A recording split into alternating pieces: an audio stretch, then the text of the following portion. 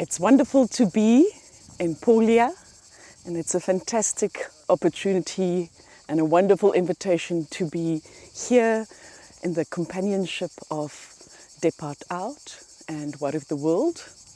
And it is with delight that I'm able to show some interesting work that has been produced over the last few months.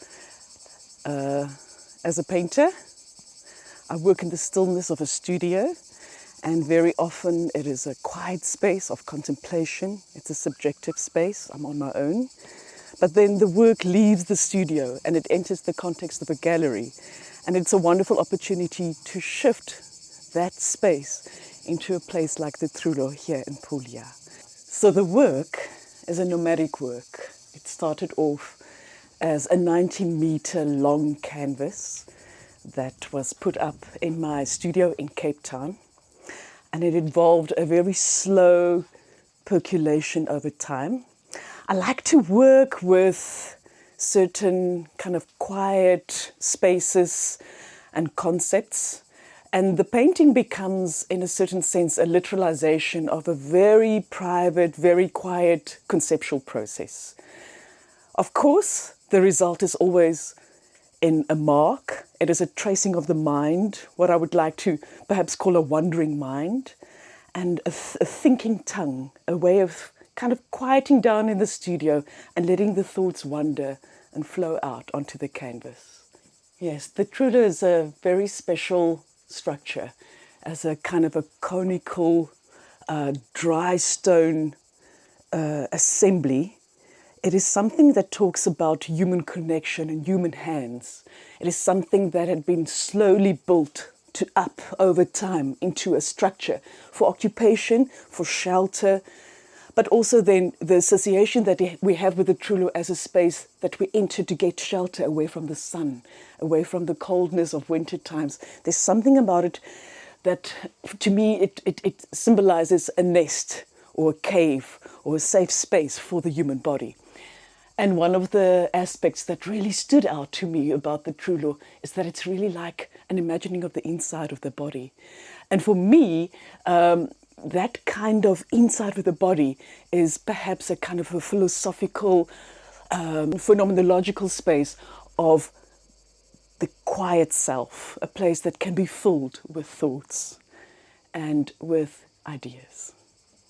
I start as with the text on the top left corner, and then the line will follow through, following the terrain of the canvas as a kind of a color optic surface.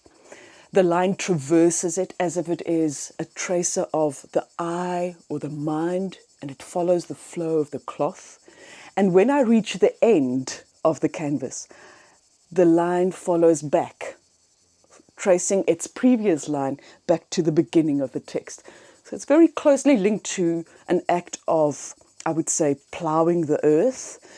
As we follow the flow of the surface, it kind of, in a simple way, simulates the flow, following the flow of the land when we work the land. So there's essentially to this work a very strong textual aspect, but a very strong connection to landscape itself.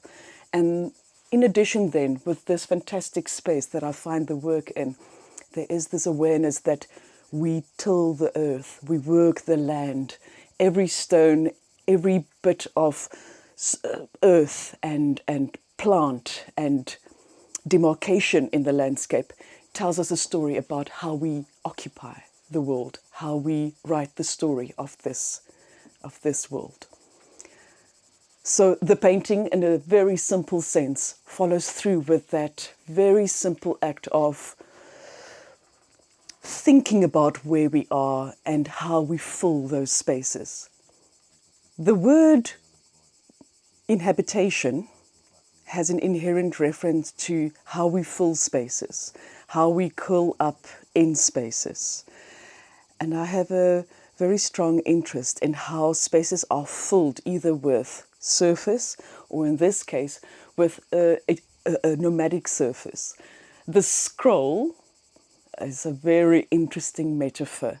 It is something that is at the same time ergonomic because we can hold it in our hands, but also it refers to a distance much larger than that distance between the two hands. It is a kind of a metaphor of distance in a contained form. And historically, the image of the scroll in art is often used as a metaphor of voice, of message, of some sort of connection with the world. We throw our voices out into the world and we pull back in dialogue. And the question that I ask as a painter dealing with a very pure abstract conceptual process is, what are those voices? What is that voice that never leaves the mouth, that remains as something quite abstract? And what happens when we fill that space with a visualization or the metaphor of voice and allow it to inhabit a space as if it is a kind of bodily structure? What is that voice that never really leaves the lips but hangs in that space, that curls up and inhabits the space like a thought?